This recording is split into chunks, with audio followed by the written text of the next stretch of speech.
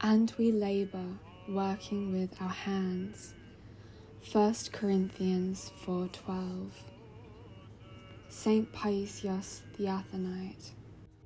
From an early age, the elder loved labour, helping his parents with farm work, tireless and productive. He would harvest acres on his own, and in order to give himself some encouragement, he would start by harvesting one row down the middle of the field, so that he would be facing 2 small fields rather than one large one. As a carpenter, he worked hard because he loved his craft.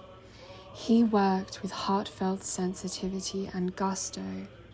He connected his woodworking with spiritual work and charity.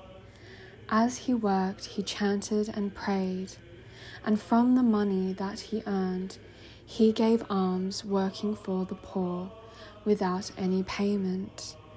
As a monk, he carried out his duties with exactness and diligence, and out of his great magnanimity, he helped whenever help was needed. Whenever he had a break from renovation work, he would make icons to give away as a blessing.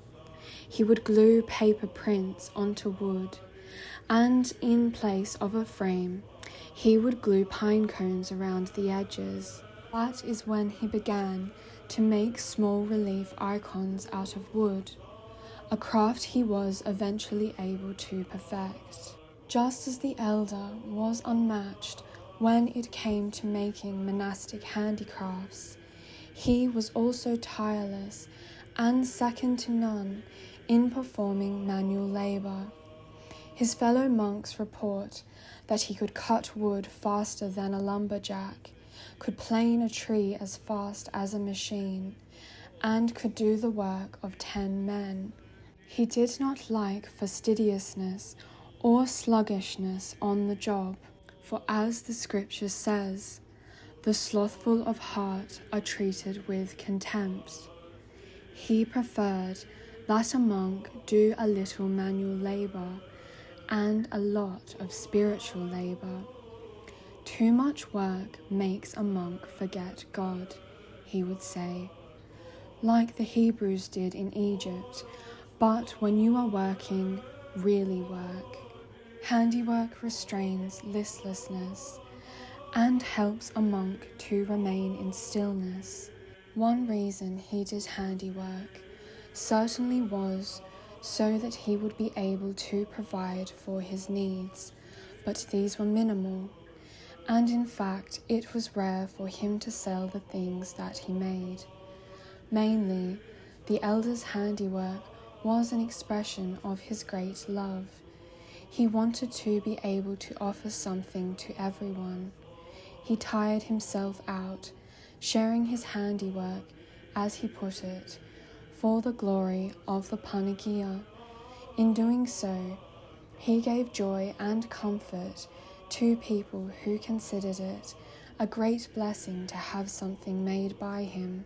For a monk's handiwork to be a blessing, it has to be produced with prayer and without rushing.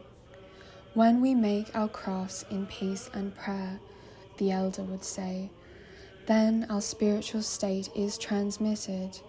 You might say it is stamped on the things that we make, and it is a blessing for people to receive them.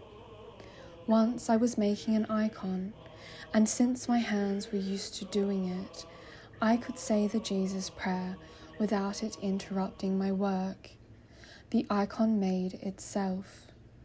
I held the icon to me and sat with it for 2 or 3 hours.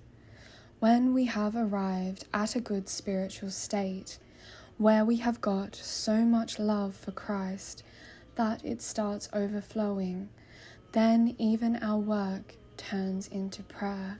The elder naturally emphasized reverence and neatness in one's handiwork, but he saw it as a help in the spiritual life rather than as an end in itself.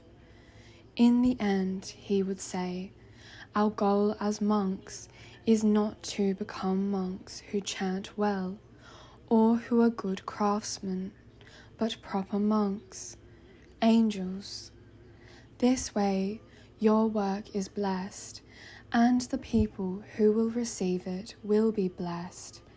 That is why people prefer handicrafts from monasteries to get a blessing.